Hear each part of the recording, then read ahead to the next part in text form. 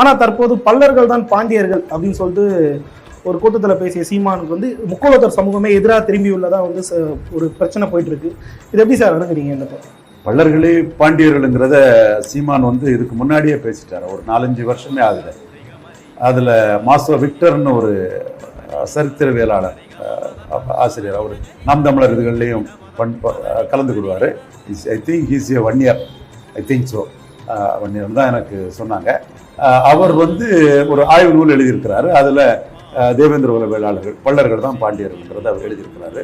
சீமான் பல்லர்களே பாண்டியர்கள்னு சொல்லியிருக்கிறாரு. அந்த வீடியோ நான் பார்த்துருக்கிறேன். அது அவரோட கருத்து. ஜெயலலிதாமையார் வந்து கள்ள இருக்கக்கூடிய ஜாதியான நாடார்களை சேர சோழ பாண்டியர் தென்னிந்தியாவை ஆண்ட அரச மனிதர்னு சொல்லி அதில் பிரைம் மினிஸ்டர் ஆஃப் இந்தியா மன்மோகன் சிங்க்கு லெட்டர் எழுதி சிஎம் பிஎம் கம்யூனிகேஷன்னால அது கெசட் நோட்டிபிகேஷன் ஆட்டு அரசியலே வந்துச்சு. சட்டசபையில் பேசுறது வேற, வெளி உலகத்தில் ஒரு அரசியல்வாதி பேசுறது வேற. ஒரு சிஎம் பிஎம்க்கு கம்யூனிகேட் பண்ணி அரசியலே வந்துச்சு. அப்போ ஜெயலலிதா அதை வந்து பெருசா இதை சொல்லும் போது யாருமே எதிர்க்கல. எசக்கி ராஜா தேவர் வந்து நீங்க வந்து பசும்பொன் உள்ளே வர முடியாது அப்படின்னு சொல்லிட்டு சீமான் அவர் வந்து சவால் விடுறாரு. சீமான் அவர்களும் என்ன சொல்றாரு, நான் வர நீங்க வா, யார் பாண்டியன்னு பாத்துருவோம் சொல்லிட்டு அவர் ஒரு சவால் விடுறாரு. சீமான் அவர்கள் நிலைப்பாடு இதுல என்னவா சார் இருக்கு? நான் என்ன கேட்கிறோம்னா, ஜெயலலிதா நாடார்கள் சேர சோழ பாண்டியர்கள் தென்னிந்தியாவை ஆண்ட அரச மரபுன்னு சொன்னாங்களே, அப்போ தம்பி செந்தில் மல்லர் தவிர யாரும் ஏன் எதிர்ப்பு தெரிவிக்கல? அது யார் பேரும் இருக்கட்டு, யாரும் ஏன் எதிர்ப்பு தெரிவிக்கல? இதுதானே வரலாறு. செந்தில் மல்லர் மட்டும்தானே எதிர்ப்பு தெரிவிச்சாரு. அப்ப செந்தில் மல்லரை தானே ஜெயலலிதா மிகப்பெரிய கொடுமைக்கு உள்ளாக்குனாரு. அவருக்கு மாமனார் வீட்டுல ரெய்டு, புஸ்தகம் ரெய்டு, மீண்டும் பாண்டியர் வரலாறு இதுக்காக இது பண்ணி தன்னை எதிர்த்து ஒருத்தன் பேசிட்டானாங்கிறதுல ஜெயலலிதா தம்பி செந்தில் மல்லருக்கு எவ்வளவு கொடுமைகளை கொடுத்தாப்புல. இந்த ராம் அன்னைக்கு செந்தில் மல்லருக்காக நின்னாரு. ராம் வந்து ப்ரோக்ரசிவ் லெப்டிஸ்ட் லீடர். ஹிந்து பத்திரிகையில செந்தில் மல்லர் இதுக்கு பெருசா நின்னாரு. தம்பி ராகவேந்திர ஆரா, அவரும் பிராமணர்னு தான் சொல்றாங்க, அவரும் அன்னைக்கு செந்தில் மல்லருக்கு நியாயத்துக்காக தம்பி ராகவேந்திர ஆரா நின்னாப்புல. என்ன காஸ்ட்னு எனக்கு தெரியாம தான் அவன்கிட்ட பழகிட்டு இருக்கிறேன். பட் அவன் ரொம்ப போல்டா நின்னா தமிழக அரசியல்ல ஒரு கருத்து சுதந்திரம் இவருக்கு செந்தில் மல்லருக்கு உண்டு, அதை தடுக்க கூடாதுங்கிறதுல ஹிந்து பத்திரிகையில பெரிய அளவுக்குள்ள இது பண்ணாப்புல.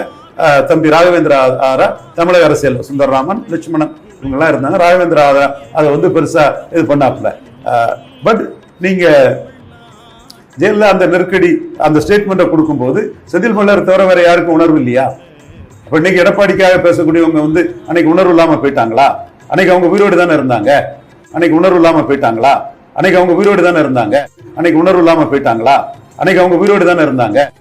பல கேள்விகள் அதுல வருது இல்ல. இல்ல சார், அவங்க அதிகாரம் ஒண்ணு இருந்தது சார்.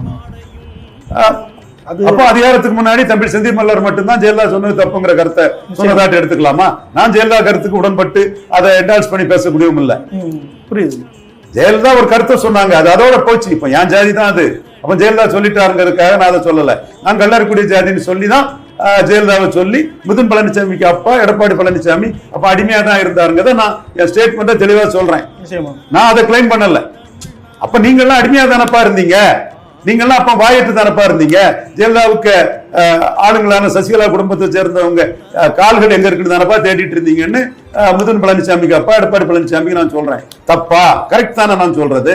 நியாயம் தானே? அப்போ மிதுன் பழனிசாமிக்கு அப்பா எடப்பாடி பழனிசாமிக்கு பொருந்தும்னா அதிமுக இருந்து எல்லாருக்கும் தானே அது பொருந்தும். இப்போ ஆனா அந்த இடத்துக்குள்ள ஐயா ஓபிஎஸ் கூட ஜெயலலிதா சொன்னதா சொல்லி சொன்னார். அது அவர் ஜெயலலிதா கருத்தை அவரை பண்ணிட்டு போனார். இது வந்து அரசியல் ரீதியா ஒவ்வொருத்தரும் ஒவ்வொரு கருத்தை சொல்றது இயல்பு. இப்ப நீங்க ஜெயலலிதா சொல்லும் போது அடிமையா இருந்துகிட்டு, ஜெயலலிதா சொல்லும் போது பேசாம இருந்துகிட்டு, இப்போ ஆட்களை தூண்டி விட்டு பண்றதுங்கிறது அது நியாயமற்ற செயல், அறமற்ற செயல். ஏன்னா ஏற்கனவே ஜெயலலிதா சேர சோழ பாண்டியன் தென்னிந்தியாவை ஆண்ட அரச மரபுன்னு டேடி டேப்பர்ஸ் சொன்ன போது இவங்க எல்லாம் எங்க போனாங்க, என்ன ஆனாங்க, ஏன் ஒண்ணும் சொல்லல? செந்தில் மல்லர் தவிர வேற யாருக்கும் ஏன் வாய் வரல என்கிற ஒரு கொஸ்டின் இங்க தெளிவா வருது. சோ இது வந்து 14ஆம் நூற்றாண்டுக்கு முன்னாடி நாயக்கர் ஆட்சி காலத்துக்கு முன்னாடி உள்ள வரலாறு நமக்கு தெளிவா இல்லாத போது ஒவ்வொருத்தரும் ஒவ்வொரு கருத்தை முன்வைக்கிறாங்க. அதுல ஜெயலலிதா கருத்தை சொல்லும் போது வாய் திறக்க முடியாம ஊமையா இருந்த நபர்கள் இப்போ வந்து பேசுறது அறமற்றது, நியாயமற்றது, நடுநிலையற்றது. இது ஒன்னும் யார் சொல்றதும் எவிடன்ஸும் கிடையாது, ஒண்ணும் கிடையாது. ஜெயலலிதாவுக்கு ஒரு கருத்து, சீமானுக்கு ஒரு கருத்து, செந்தில் மல்லருக்கு ஒரு கருத்து. இப்படி ஒவ்வொருத்தருக்கும் ஒவ்வொரு கருத்து இருக்கலாம். இது வந்து கோடிஃபைடு ஹிஸ்டரி எதுவும் இல்லாத போது ஒவ்வொருத்தரும் ஒவ்வொரு கிளைமை வைப்பாங்க. இதுக்காக வந்து பசுமன் வரக்கூடாது அங்க வரக்கூடாதுன்னு சொல்றதெல்லாம் அர்த்தமற்ற செயல். நீங்க யாருக்காக இதை நீங்க சொல்றீங்களோ அவர் வந்து ஜெயலலிதா நாடார்களை சேர சோழ பாண்டியர்னு சொல்லும் போது அடிமையா இருந்தாரு.